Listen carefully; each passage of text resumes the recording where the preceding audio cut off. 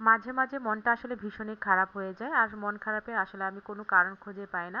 মানুষের মন নাকি এমনিতেও মাঝে, মাঝে খারাপ হয়ে যায় যার পিছনে আসলে কোনো কারণ থাকে না।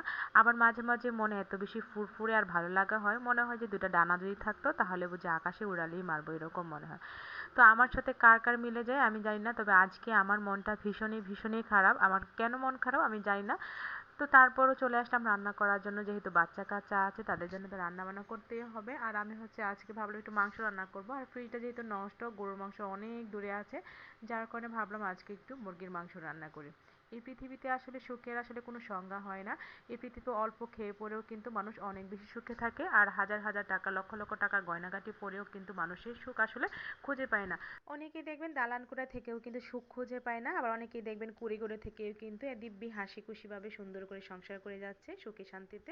আবার অনেকে মাসে লাখ লাখ টাকা কামিয়েও কিন্তু সুন্দরভাবে সংসার করতে পারছে না, সেখানে শুধু কষ্ট আর কষ্ট, মনে হয় কোনো শান্তি নেই, সুখ নেই। আবার অনেকেই দেখবেন অল্প টাকা দিয়েও কিন্তু দিব্যি সুখে সংসার করে যাচ্ছে। আসলে কেন কথাগুলো বলছি আসলে আমি নিজেও খুঁজে পাচ্ছি না, বুঝতে পারছি না। আজকে মনটা অনেক বেশি খারাপ। আর আপনারা হয়তো আমার পারিবারিক কোনো সমস্যা আছে এরকম কিছু মনে করবেন না। আসলে মাঝে, মাঝে প্রথমেই বললাম যে মাঝে, মাঝে আসলে মন খারাপের কোনো কারণ হয় না। এমনিতেই মন অনেক সময় খারাপ হয়ে যেতে পারে। আবার মনটা অনেক সময় এমনিতেও ফুরফুরে হয়ে যেতে পারে। যাই হোক, আজকে আপনাদের সাথে মুরগির মাংস রান্নাটা শেয়ার করছি। আর যেহেতু আজকে আমার মনটা খারাপ, যার জন্য ভাবলাম আপনাদের সাথে রান্না করি আর কিছুটা হচ্ছে গল্প করি। তো রান্না করার জন্য দেখলেন তো ব্রয়লার মুরগিটা হচ্ছে কেটেই নিলাম। তারপরে একটু মশলা দিয়ে এই মাংসটাকে ভেজে নিলাম। কারণ ব্রয়লার মুরগিটা হালকা করে একটু ভেজে নিলে খুব ভালো লাগে খেতে। তো সবসময় ভেজে রান্না করি না। তো আজকে কেন জানি না মনটা খুব ইচ্ছে করছিল মুরগিটাকে একটু ভেজে রান্না করে। তো মুরগিটা একটু ভেজে নিলাম হলুদ, ধনিয়া, মরিচ আর সামান্য লবণ দিয়ে মুরগিটাকে একটু ভেজে নিয়েছি। আর ভাজার সময় দেখতে পেয়েছেন আমি কড়াইয়ের মধ্যে কিন্তু একটু তেল দিয়ে নিয়েছি। অনেক সময় ভাজতে গেলে কোনো জিনিস, সেটা মাছ হোক কিংবা মাংস হোক, ভাজতে গেলে কিন্তু কড়াইয়ে লেগে যায়। অল্প একটু লবণ তেলের মধ্যে ছিটিয়ে দিলে কিন্তু আর লাগার সম্ভাবনা থাকে না।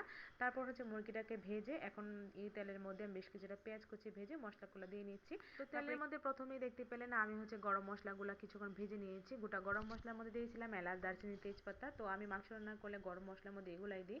তারপরে হচ্ছে বেশ কিছুটা পেঁয়াজ ভেজে নিয়ে আমি অল্প করে মশলা দিয়ে নিচ্ছি, হলুদের গুঁড়া, ধনিয়ার গুঁড়া, মরিচের গুঁড়া। আর এখন পর্যন্ত আমি কিন্তু লবণ দিইনি, যেহেতু মাংস ভাজার সময় লবণ দিয়েছি তার জন্য লবণটা এখন দিইনি। তো মাংসটা রান্নার মাঝামাঝি আমি লবণটা দিব, কারণ লবণটা এখন দিলে আমি আন্দাজ করতে পারবো না যদি বেশি হয়ে যায়। তো মাংসটা হচ্ছে খুব ভালো করে কষিয়ে নিলাম। এখন হচ্ছে মাংসটা, ভেজে রাখা মাংসটা দিয়ে নিলাম, দিয়ে একটু ঢাকনা দিয়ে ঢেকে দিচ্ছি আর রান্না করে নেব।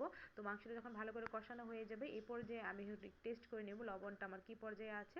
তো আমি এখানে অল্প একটু লবণ দিয়ে নেব, কারণ হচ্ছে লবণ আমি ২ বার দিয়েছি, তার জন্য আমি অল্প একটু লবণ দিয়ে নিলাম। আর এখন যে লবণটা দিয়েছি এটা দেওয়ার পরেই আসলে অনেকটা পারফেক্ট হয়েছে। আগে দিলে হয়তো আমি অনুমানই করতে পারতাম না, যার জন্য লবণটা আমি পরে দিয়েছি। তো একটু ভালো করে কষিয়ে নিয়েছি আর এখন এখানে কয়েকটা কাঁচামরিচ দিয়ে নিয়েছি। তো আপনারা দেখতেই পেলেন আমি কিন্তু ঝালের পরিমাণটা খুবই কম দিয়েছি, কারণ আমার বাসায় ঝাল তেমন বেশি খেতে পছন্দ করে না, কিন্তু আমি ঝালটা অনেক বেশি পছন্দ করি। তো মাংসটা ভালো করে কষিয়ে নিয়ে আমি অল্প একটু পানি দিয়ে নিয়েছি, কারণ মাংসটা আজকে কষা কষাই রাখবো, এত বেশি একটা ঝোল ঝোল দেবো না। তারপরে মাংস যখন ভালো করে রান্না হয়ে যাবে তখন তারপর সবশেষে আমি গরম মশলা গুঁড়া দিয়ে নামিয়ে নিলেই কিন্তু মাংস রান্নাটা একদম রেডি হয়ে যাবে। আর এটা গরম ভাত, রুটি, পরোটা সব কিছুর সাথে খেতে ভালো লাগে।